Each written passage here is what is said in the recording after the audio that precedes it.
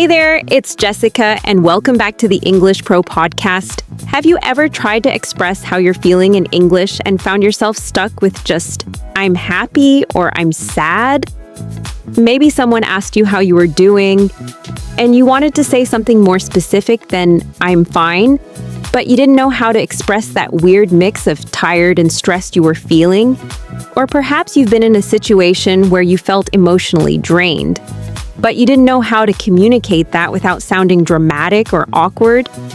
The thing is, talking about emotions is such a huge part of natural conversation, but it's something that textbooks don't really teach well. Today, I want to help you express your emotions in English naturally and authentically. We'll explore phrases that native speakers use every day to talk about their feelings, from subtle expressions like, I feel off, to more specific ones like, I'm drained. By the end of this episode, you'll have a whole toolkit of natural ways to express exactly how you're feeling without sounding awkward or overly dramatic. Why emotional expression matters so much. Let me tell you why learning to express emotions naturally is crucial for your English communication. When you can only use basic words like good or bad to describe how you feel, you miss out on connecting with people on a deeper level. Emotions are how we bond with others, how we build relationships, and how we get support when we need it. Here's the thing. Native speakers use emotional expressions constantly, not just when they're having deep conversations. They'll say things like, I'm feeling a bit off today, to explain why they're quieter than usual, or I'm totally drained, to explain why they want to go home early. These aren't dramatic statements. They're just natural ways of communicating your emotional state. I remember when I started paying attention to how English speakers talked about their feelings, I was amazed by how many subtle expressions they used. They had specific words for different types of tiredness, different kinds of stress, different levels of excitement. It was like discovering a whole new vocabulary that made conversations so much more genuine and relatable. The other reason this matters is that when you can express your emotions accurately, people understand you better. Instead of people guessing why you seem distant or why you're not your usual self, you can simply say, I'm feeling a bit overwhelmed today, and suddenly everything makes sense. It prevents misunderstandings and helps people respond to you more appropriately. Natural ways to express how you feel. Let me share some of the most useful emotional expressions that native speakers use all the time. These aren't textbook phrases. These are the real, natural ways people talk about their feelings. When you're feeling tired, but it's not just physical tiredness, you can say, I'm drained. This means you're emotionally or mentally exhausted. For example, I had 3 meetings today, and I'm completely drained. It's different from just being sleepy. It's that feeling when your energy is completely used up. Here's one I use all the time. I feel off. This is perfect for those days when something doesn't feel quite right, but you can't put your finger on what it is. Like this. I'm not sick, but I just feel off today. It's that vague feeling that you're not operating at 100%. You know what's a great expression for when you're feeling stressed? I'm overwhelmed. This means you have too much to handle and you're feeling the pressure. For example, I'm feeling overwhelmed with all these deadlines. It's much more specific than just saying, I'm stressed. Let me tell you about I'm in a funk. This describes that mood when you're feeling down or unmotivated, but it's not serious depression. Like this, I've been in a funk all week. I just can't seem to get excited about anything. It's a casual way to describe feeling blah or uninspired. Here's another useful one. I'm on edge. This means you're feeling tense, anxious, or easily irritated. For example, I've been on edge all day waiting for the test results. It captures that feeling of nervous energy perfectly. When you're feeling really good, instead of just saying, I'm happy, try I'm on cloud 9. This means you're extremely happy or elated. Like this. I got the job offer. I'm on cloud 9. It shows you're not just pleased, but genuinely thrilled. You know what's perfect for describing mixed emotions? I have mixed feelings.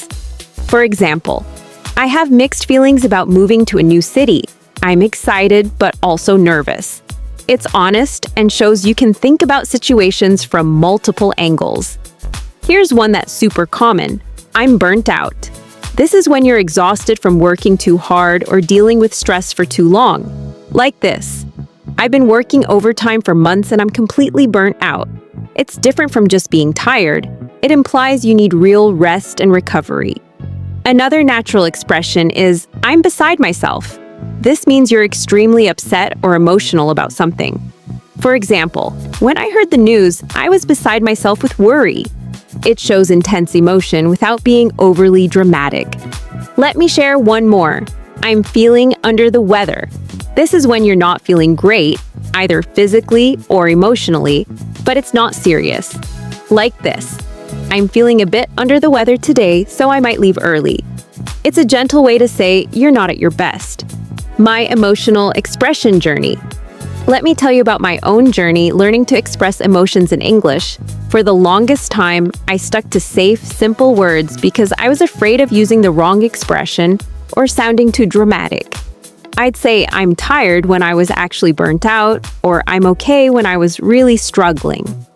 The breakthrough came when I started working in an English-speaking environment. I noticed that my colleagues would casually mention how they were feeling.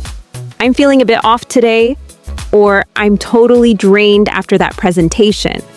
These weren't big emotional declarations. They were just natural parts of conversation that helped people understand each other better.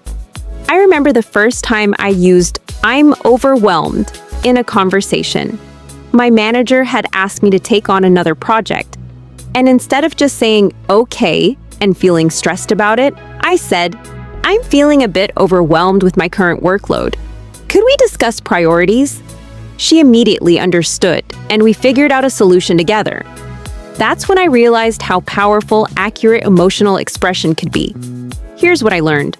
Talking about emotions doesn't have to be dramatic or overly personal. Native speakers treat emotional expressions like any other descriptive language. They're just giving information about their current state the same way they might describe the weather or their plans for the weekend. Putting it all together, let me show you how these expressions work naturally in everyday conversations. Here's an example of how someone might use multiple emotional expressions in a normal day. Morning with a coworker. Hey, how are you doing? Honestly, I'm feeling a bit off today. I didn't sleep well, and I'm already feeling overwhelmed thinking about this presentation. Later with a friend. You seem quiet today. Yeah, I've been in a funk lately. Work has been crazy, and I'm feeling pretty burnt out. Evening with family. How was your day? It was better than I expected. I was on edge about the presentation, but it went really well. I'm still drained, but I have mixed feelings. Relieved it's over, but also proud of how it went. Practical application. So where can you use these expressions in real life? Let me give you some practical scenarios. At work, these expressions are incredibly useful for managing expectations and getting support. Instead of saying "I'm fine" when you're struggling, you could say "I'm feeling a bit overwhelmed. Could we talk about priorities?" Or "I'm feeling drained today. I might need to tackle this project tomorrow when I'm fresher." With friends and family, emotional expressions help deepen your relationships. You could say, "I'm in a funk lately. Want to grab coffee and chat?" Or, "I'm on cloud 9 about this news. I had to share it with someone." In casual conversations, these phrases help explain your behavior naturally. If someone notices you're quieter than usual, you could say, "I'm feeling a bit off today," or "I'm still processing some stuff. I might be a bit distant." Here's my practical tip. Start with 1 or 2 expressions that feel most natural to you. Maybe "I'm drained" or "I feel off" resonate with your experience. Use them when they genuinely apply to how you're feeling. Don't force it. Let these expressions come naturally as you need them. All right, let's wrap this up. Today, we explored natural ways to express emotions in English, from "I feel off" and "I'm drained" to "I'm on cloud 9" and "I have mixed feelings." The key is that these expressions help you communicate your emotional state accurately without sounding awkward or overly dramatic. If you found this episode helpful, you might want to check out episode 17, where we talked about casual conversation starters, or episode 22 about sounding smart without using big words. Both episodes complement today's topic about natural, authentic communication. If you learned at least one new thing in today's episode, subscribe to our channel. It really helps us reach more English learners who want to improve their natural communication skills. This is Jessica, and you've been listening to the English Pro Podcast. See you in the next episode.